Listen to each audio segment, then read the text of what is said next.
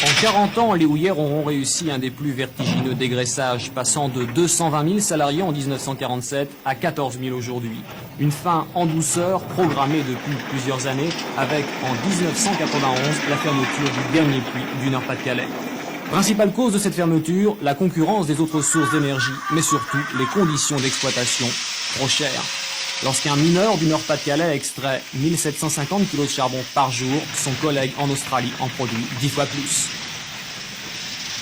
C'est une fatalité, compte tenu de la situation du gisement, nous arriverons à la fermeture totale des sièges d'extraction. Or, vous le savez, ce sont les sièges d'extraction qui emploient le maximum de personnel. Restent aujourd'hui 14 000 personnes à reclasser avant 1993 sans licenciement.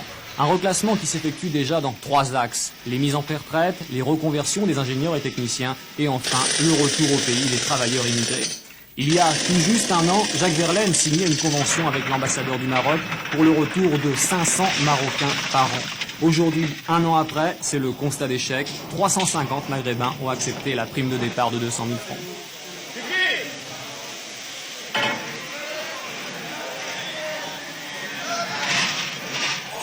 Ça fait combien d'années que vous travaillez aux houillères? 2 ans. 2 ans? Oui.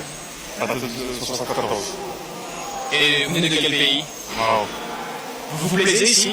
Oui. Ici, c'est bien, je travaille, je gagne ma vie. C'est bien. Nous éviterons les licenciements, nous n'arriverons pas à éviter les retours au pays du personnel marocain. Il faut rappeler que dans les exploitations du fonds, plus de 50% du personnel est du personnel marocain.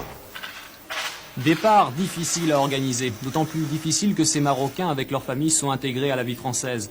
2500 Marocains qui, après 10 ou 15 ans passés au fond de la mine, estiment avoir gagné le droit de vivre en France.